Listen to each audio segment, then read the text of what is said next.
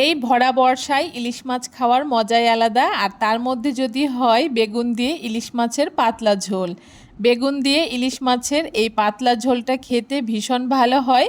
শুধুমাত্র এই একটা পদ দিয়েই এক থালা ভাত নিমিষেই শেষ হয়ে যায়, আর কোনো কিছুর প্রয়োজন হয় না। নমস্কার বন্ধুরা, মন কিচেন আপনাদের সবাইকে স্বাগত। আশা করি আপনারা সবাই খুব ভালো আছেন। আজকে খুব সহজে বেগুন দিয়ে ইলিশ মাছের পাতলা ঝোল তৈরি করে দেখাবো।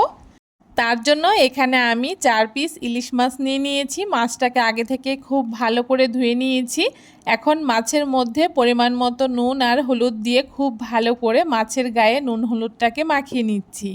নুন আর হলুদ দিয়ে মাছটাকে মাখিয়ে সাইডে রেখে দিচ্ছি। আর এদিকে দেখুন, যেহেতু আমি বেগুন দিয়ে ইলিশ মাছের পাতলা ঝোল তৈরি করব, এখানে বেশ অনেকটা পরিমাণে আমি লম্বা লম্বা করে বেগুন কেটে নিয়েছি। এইদিকে আমি উনানে একটা কড়াই বসিয়ে দিয়ে কড়াইতে পরিমাণ মতো সর্ষের তেল দিয়ে দিয়েছি। ইলিশ মাছের যে কোনো রেসিপি একটুখানি সর্ষের তেলটা দিলেই বেশি ভালো লাগে, তাই এখানে আমি সর্ষের তেলটাই ব্যবহার করেছি। তেলটা খুব ভালো করে গরম করে নেওয়ার পরে আগে থেকে কেটে রাখা বেগুনগুলোকে দিয়ে দিচ্ছি। এখন বেগুনগুলোকে কোনো রকম নুন হলুদ ছাড়াই একটু লাল লাল করে ভেজে নেব।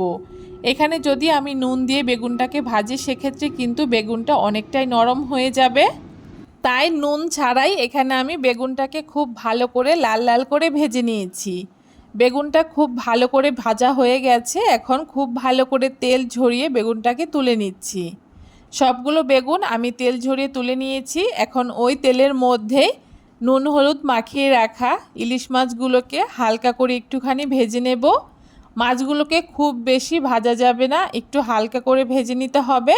আপনারা চাইলে কিন্তু এখানে মাছটা কাঁচাও রান্না করতে পারেন, সেক্ষেত্রেও কিন্তু ইলিশ মাছের এই ঝোলটা খেতে ভীষণ ভালো হয়।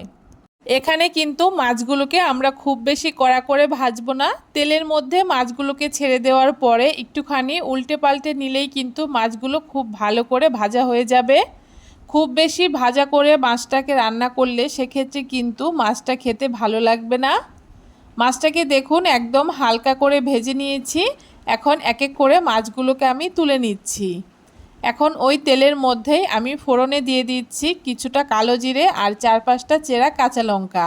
আর এদিকে আমি একটা মশলার পেস্ট তৈরি করে নিচ্ছি। তার জন্য একটা বাটির মধ্যে 1.5 চামচ কাঁচা লঙ্কা বাটা দিয়ে দিচ্ছি, 1/2 চামচ মতো জিরের গুঁড়ো, সামান্য একটু লঙ্কার গুঁড়ো, পরিমাণ মতো নুন আর পরিমাণ মতো হলুদ গুঁড়ো দিয়ে সামান্য একটু জল দিয়ে মশলাগুলোকে খুব ভালো করে একটুখানি গুলিয়ে নিচ্ছি। মশলাটাকে খুব ভালো করে গুলিয়ে নেওয়া হয়ে গেছে। এখন তেলের মধ্যে আমি মশলাটাকে দিয়ে দিচ্ছি। তার সাথে মশলার বাটি ধোয়া সামান্য একটু জলও দিয়ে দিচ্ছি। এখন খুব ভালো করে মশলাটাকে বেশ কিছুক্ষণ কষিয়ে নিতে হবে, যতক্ষণ না মশলার কাঁচা গন্ধটা চলে যাবে আর মশলা থেকে তেল ছেড়ে যাচ্ছে, ততক্ষণ খুব ভালো করে মশলাটাকে কষিয়ে নিতে হবে। দেখুন এখানে মশলাটা আমার খুব ভালো মতো কষানো হয়ে গেছে, মশলা থেকে তেলও ছেড়ে দিয়েছে। এখন এখানে আমি পরিমাণ মতো জল দিয়ে দিচ্ছি। ঝোলটা কিন্তু একটু পাতলা করে রান্না করব, তাই জলের পরিমাণটাও একটু বেশি করে ব্যবহার করতে হবে। ঝোলটা খুব ভালো করে এখানে ফুটে গেছে। এখন 2 থেকে 3 মিনিট মতো হাই ফ্লেমে ঝোলটাকে বেশ কিছুক্ষণ জাল করে নেব। ঝোলটাকে বেশ কিছুক্ষণ জাল করে নিয়েছি। এখন আগে থেকে ভেজে রাখা মাছের পিসগুলোকে দিয়ে দিচ্ছি। মাছের পিসগুলোকে দেওয়ার পরে ঝোলটাকে কিন্তু কোনো রকমভাবে নাড়ানো যাবে না, সেক্ষেত্রে কিন্তু মাছটা ভেঙে যেতে পারে। আলতো হাতে একটুখানি ঝোলটাকে নাড়িয়ে দেওয়ার পরে আগে থেকে ভেজে রাখা বেগুনগুলোকে আমি উপর থেকে দিয়ে দিচ্ছি। বেগুনগুলো কিন্তু উপরেই দিতে হবে, তা না হলে কিন্তু বেগুনটা গলে যাবে।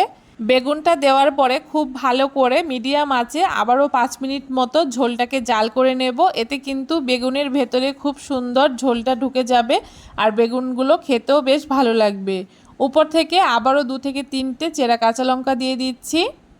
বেশ কিছুক্ষণ ঝোলটাকে আমি জাল করে নিয়েছি। আর এই সময় কিন্তু ঝোলটাকে একটুখানি দেখে নিতে হবে নুনটা ঠিক আছে কিনা। যদি নুনের প্রয়োজন হয় এই সময় কিন্তু নুনটা দিয়ে দিতে হবে। খুব ভালো করে ঝোলটাকে বেশ কিছুক্ষণ জাল করে নিয়েছি। আর ইলিশ মাছের বেগুন দিয়ে এই পাতলা ঝোলটা কিন্তু আমার একদম রেডি হয়ে গেছে। এখন গ্যাসটাকে বন্ধ করে দিয়ে আমি ঝোলটাকে নামিয়ে নিচ্ছি। বেগুন দিয়ে ইলিশ মাছের পাতলা ঝোল কিন্তু একদম তৈরি হয়ে গেছে। কেমন লাগলো আজকের এই রেসিপিটা আপনাদের অবশ্যই জানাতে ভুলবেন না।